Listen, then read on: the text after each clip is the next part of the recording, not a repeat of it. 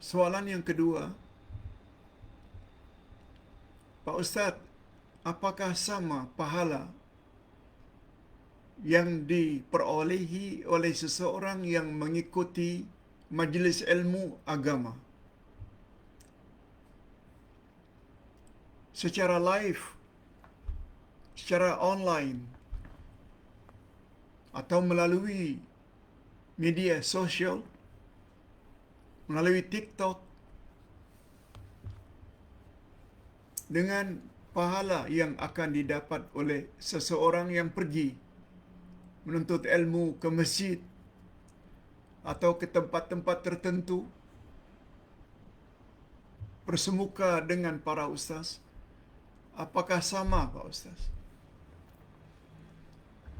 Ini juga satu pertanyaan yang bagus. Hadirin dan hadirat yang penting, bila kita ingin menuntut dan menambah ilmu pengetahuan agama, tak kiralah datang ke tempat-tempat tertentu, masjid, surau, atau di rumah-rumah tertentu, atau secara live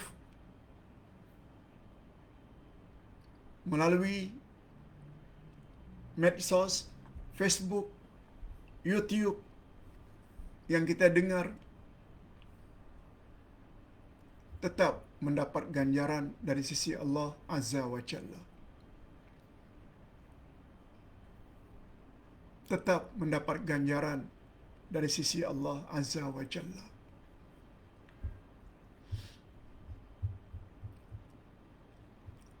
Sebab Rasulullah sallallahu alaihi wasallam bersabda dalam hadis sahih riwayat Imam Bukhari, "Man salaka tariqan yaltamisu fihi ilma, sahhalallahu lahu bihi tariqan ilal jannah." Siapa yang melalui suatu jalan untuk menambah ilmu, niscaya Allah permudahkan baginya jalan ke syurga.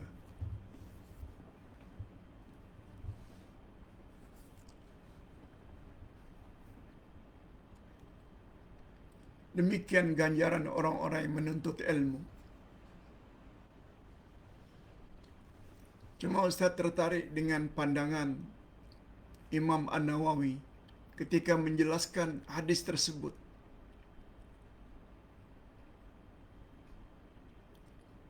Hadis riwayat Imam Muslim. "Man salaka tariqan yaltamisu fihi ilma." Siapa yang melalui satu jalan untuk menuntut ilmu,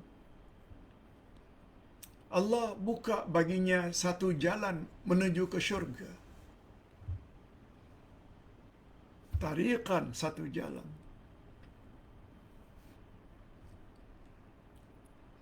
Ulama hadis mensyarah atau menjelaskan, kalau dia lalui dua jalan, dua pula lah ganjaran untuk memudahkan baginya menuju ke syurga. Bila tiga jalan, tiga pula. Lalu dijelaskan oleh beliau, dengan mendengar saja satu jalan menuntut ilmu.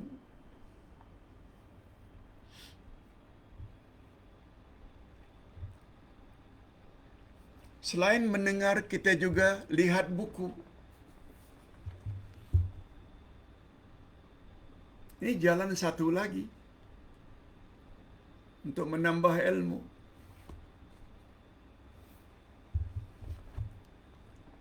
Kita pula ada buku catatan perkara-perkara yang penting, kita catat.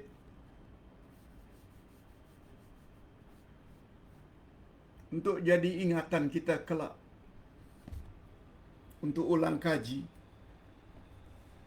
Ini satu jalan lagi, jalan yang ketiga.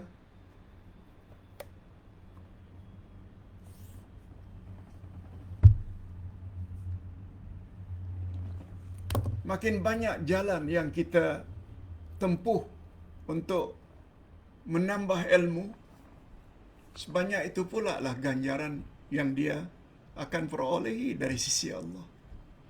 Begitu komen ulama hadis Imam An-Nawawi.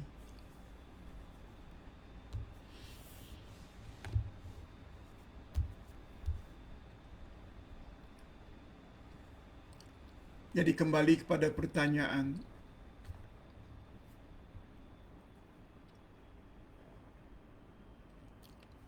pahala yang diterima oleh orang-orang yang mendengar ceramah atau kuliah agama melalui YouTube, online, secara live, dengar saja dapat.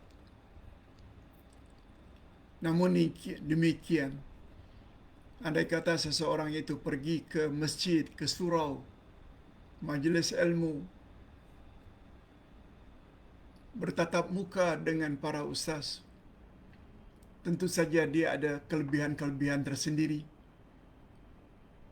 Setiap kaki yang berjalan menuju, setiap itu pula derajatnya ditinggikan oleh Allah. Setiap dia berjalan balik ke rumah, setiap langkah itu pula lah menghapus dosa-dosanya. Belum lagi ketika berada di dalam masjid, dia sampai berniat untuk iktikaf sambil mendengar majlis ilmu.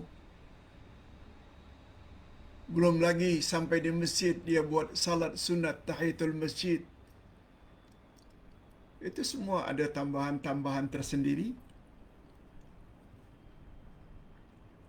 Biar Allah sajalah yang menilai. Tapi ringkasnya, dengan cara macam manapun kita dapat menuntut ilmu, tetap besar ganjarannya yang akan kita terima dari sisi Allah di akhirat nanti. Ustaz kira cukup